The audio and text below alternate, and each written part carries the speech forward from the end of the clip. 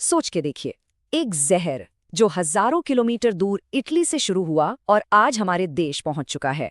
ये कोई फिक्शन कहानी नहीं है। चलिए इस पूरी चौंकाने वाली सच्चाई को समझते हैं। एक फैक्ट्री जिसके कारण यूरोप में 3.5 लाख लोगों की जिंदगी में जहर घुल गया, उसे वहां बंद करवाना पड़ा। सवाल ये है कि वो फैक्ट्री आज है कहाँ, और इसका जवाब सच में काफी परेशान करने वाला है। तो ये पूरी कहानी शुरू होती है इटली की एक जगह से, विकेंजा। यहाँ पर मिटनी नाम की एक केमिकल फैक्ट्री थी और इसी फैक्ट्री से शुरू हुआ एक बहुत बड़ा संकट। हुआ ये कि फैक्ट्री के आसपास जो लोग रहते थे उन्हें अजीबोगरीब गंभीर बीमारियां होने लगीं। डॉक्टर भी हैरान थे, उनके पास कोई जवाब नहीं था। जब मामले बढ़ते ही चले गए तब जाकर एक बड़ी जांच शुरू हुई। और जब लोगों के ब्लड सैंपल्स लिए गए ना, तो एक ऐसी सच्चाई सामने आई जिसे सुनकर सबके होश उड़ गए। उनके खून में एक बेहद खतरनाक केमिकल मिल रहा था, एक ऐसा केमिकल जिसका वहां कोई काम ही नहीं था। ये केमिकल था PFA। इसका एक और नाम है फॉरएवर केमिकल। और इसका ये जो नाम है ना, यही इसकी सबसे बड़ी पहचान है और सबसे बड़ा खतरा भी। अब इसे फॉरएवर केमिकल क्यों कहते हैं? क्योंकि एक बार अगर ये बन गया तो ये कभी खत्म नहीं होता। ना एनवायरनमेंट में घुलता है, ना ही इंसान के शरीर से निकलता है। ये हमेशा के लिए बस रह जाता है।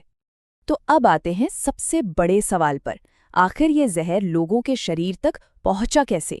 इसका जवाब जितना सीधा है उतना ही डरावना भी। मिटनी फैक्ट्री क्या कर रही थी?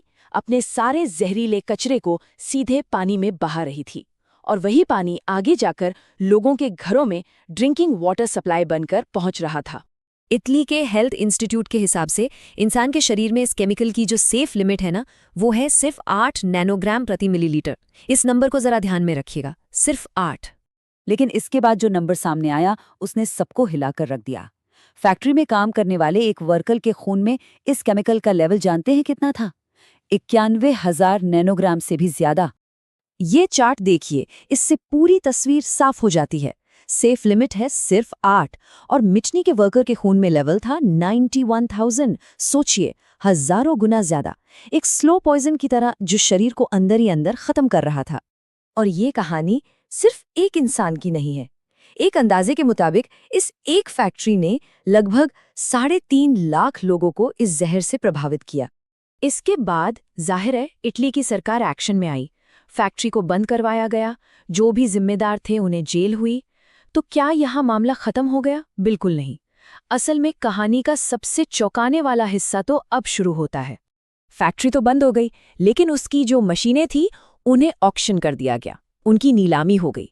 और ये मशीनें कहाँ पहुंची? ये मशीनें खरीदी गईं और उन्हें सीधा इंडिया लाया गया।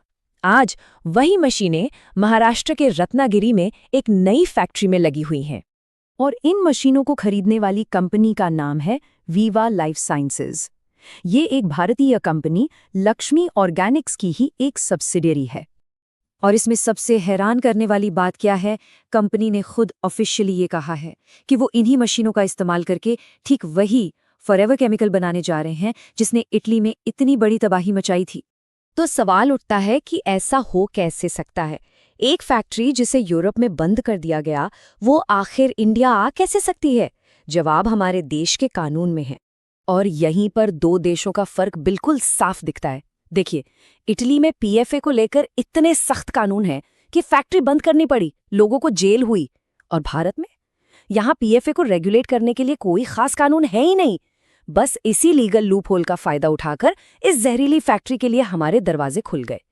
तो आखिर में बात बस इतनी सी है, एक ऐसी चीज जो यूरोप में बैन है उसे आसानी से इंडिया में शुरू किया जा रहा है। क्यों?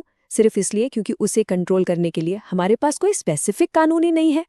ये पूरी कहानी हम सबके सामने एक बहुत ही गंभीर और जरूरी सवाल लाकर खड़ा करती है।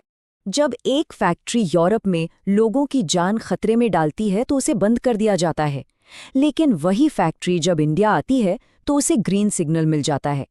ये कहानी हम सबको एक बहुत ही असहज सवाल पूछने पर मजबूर करती है, हमारी जान की कोई कीमत है?